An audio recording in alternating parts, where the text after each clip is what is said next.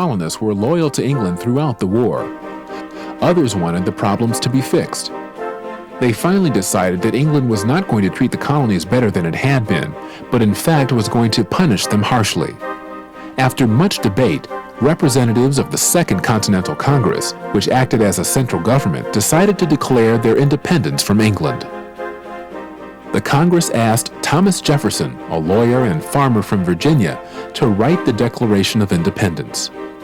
What he wrote inspired the Americans fighting for freedom, as it has inspired people fighting to be free ever since. Some of the most important ideas in the Declaration of Independence form the very basis of the American government. This belief is crucial to a working democracy, and while all Americans have not always enjoyed equal rights, this stated belief has given inspiration to those working to extend rights to everyone. Jefferson based his claim to independence on two basic principles. One, that all people have certain unalienable rights, including life, liberty, and the pursuit of happiness. Unalienable rights means that each person is born with specific rights that cannot be taken away. Everyone who lives in this country, whether or not he or she is a citizen, has these rights. Two, that a government exists only by the consent of the governed. This means that the government must carry out the wishes of the people as shown by how the people vote. Jefferson and the other members of the Congress believed that England was not listening to the wishes of its people. Therefore, they believed that they had the right to destroy the old government and form a new one.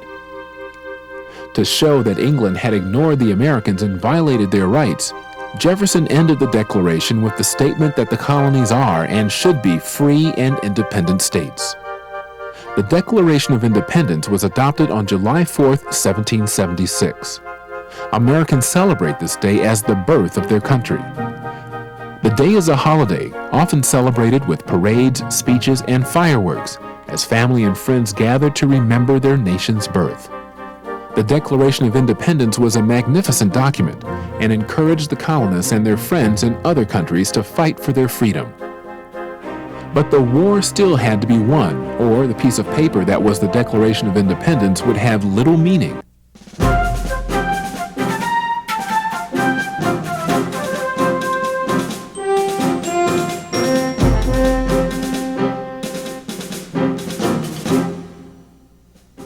The colonists did not have as much training, ammunition, clothes, or food as the British. The men were often in rags and without shoes, but the colonists were fighting for principles in which they believed. They were fighting for their own land. And they fought differently than the English soldiers expected. The English generals had a hard time adjusting and lost, or nearly lost, several battles in spite of having more troops and ammunition than the Americans. George Washington led his army to one of the most exciting battles at Bunker Hill, just outside Boston. The Americans were outnumbered 2-1, but lost only because they ran out of ammunition. The American forces barely managed to hold their own for the next few years. They won some battles by surprising the English. The lack of supplies, training, and numbers hurt them. Only inspired military leadership and courage from such generals as Ethan Allen, George Rogers Clark, and George Washington kept the Americans in the war. In a series of battles, the Americans had many victories and took control of new territories. The final decisive victory for the American forces came on October 19, 1781, at Yorktown, Virginia. English General Cornwallis was forced to surrender his entire force. Though the war did not end formally for another 2 years, from then on the Americans were the controlling force.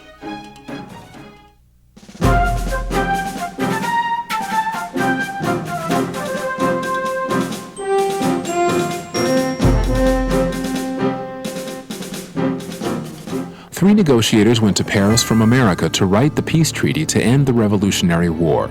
The Treaty of Paris, signed in 1783, was very generous to the newly independent 13 colonies. The English recognized America's borders as the Atlantic Ocean to the east, the Mississippi River to the west, the Great Lakes to the north, and Florida, then controlled by Spain, to the south. Most importantly, America had won world recognition of its independence. The problems of day-to-day government overshadowed the celebrations at the end of the Revolutionary War. Groups which had forgotten their disagreements and were united in the common goal of defeating the English were now ready to reassert their interests. Not only were their interests different, but many people felt more loyalty to the individual states in which they had lived than to the United States. Most people were afraid of a centralized government. They thought it would become too strong. They wanted the states to have most of the power so that the people could control the government directly.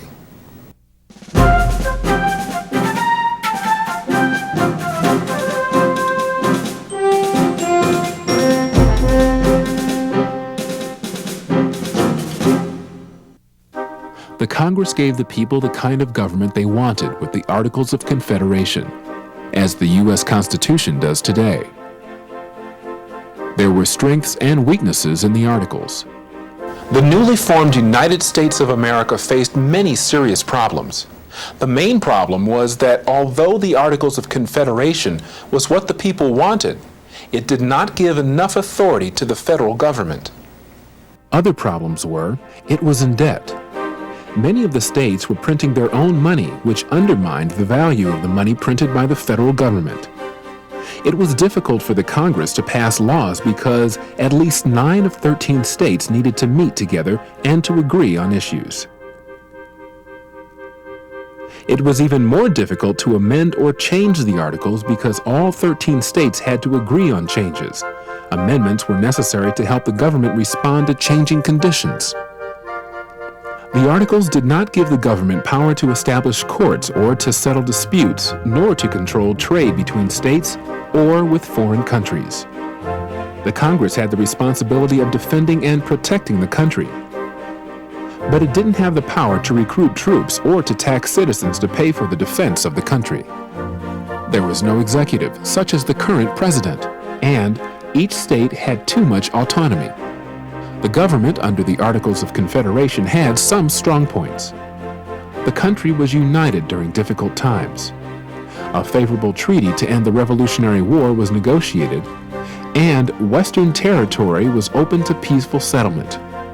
This weak federal government was what the people believed they wanted, but it didn't work well. The big issue became whether the United States of America would be 13 independent sovereign states, each acting as an independent country, or 13 mutually dependent states acting as one united country.